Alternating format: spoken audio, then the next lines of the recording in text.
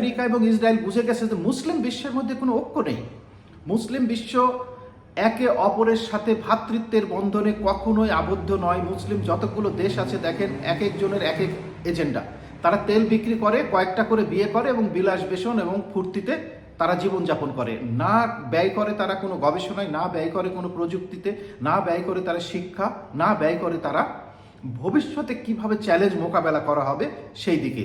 তাদের লোকজনের একটাই কাজ, তেল বিক্রি করো, প্রাকৃতিক সম্পদ বিক্রি করো, বিয়ে করো, খাও আর মৌজ মাস্তি করে ঘুরে বেড়াও। এবং এই কারণেই ডে বাই ডে মুসলিম বিশ্বের শক্তি কিন্তু কমে যাচ্ছে। মুসলিম বিশ্বের একদিকে ঐক্য নেই, আর একদিকে শিক্ষা, জ্ঞান এবং প্রযুক্তিগত বিদ্যা নেই। যে কারণে অন্যেরা খুব সাহস পাচ্ছে, অন্যেরা সহজেই অনুমান করে নিচ্ছে যে এদের উপরে আক্রমণ করলে পাশ থেকে কেউ এগিয়ে আসবে না। ধন্যবাদ।